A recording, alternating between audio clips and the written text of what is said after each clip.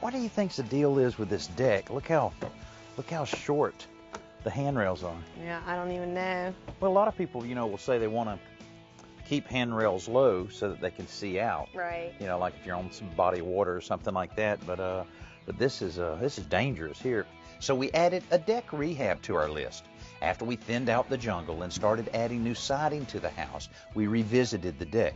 We should get some tools here and go ahead and tear all the handrails off, deck boards, so we can get an idea how that deck's going to be. I call a sledgehammer. All right, let's get the tools here. But once we got into the project, we discovered that the rails and the deck boards were just the beginning of the problems.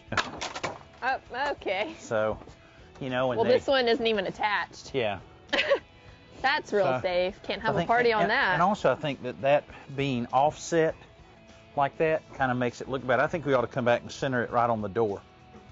And we can reuse some of this for some of the outdoor projects that you want to do. But okay, you think so? I say let's just take it down. And it was scary how easily it came down.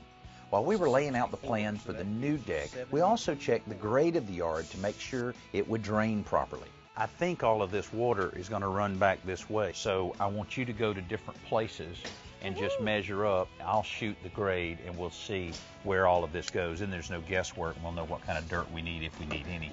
Okay, we got 58, so see we dropped 3/4 of an inch. All right, 60 3/4, so see it's increased another 1.5 inches. The new design called for a larger rectangular deck with one corner cut off at a 45-degree angle to add a little design and to keep from crowding the garage. We also wanted to raise it up so that it was level with the back door. When the crew was happy with the position of the posts, they mixed up some Quikrete concrete and locked them all in place. To install the deck boards, we decided to try a new hidden fastener system called Camo, which Alan found at a trade show last year. The tool clamps to each board directly over the joist and provides a guide to run the screws in at angles so that they disappear between the boards.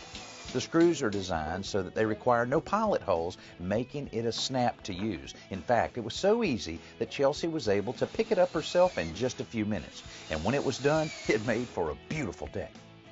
Well, we talked about a lot of different types of deck design, but your idea of cutting this corner off with this 45 really turned out nice. Yeah, I think it adds a lot without taking much of the space away. So. How do you plan on using it? Have you thought of that? Well, I'm hoping to get like a table and chairs over here and kind of have an outdoor eating, dining area, and then probably put a grill under the overhang. That sounds great. Real good. And then I really like how the deck is level with the floor inside the sunroom and the kitchen, so it really makes it feel like it's part of the living space.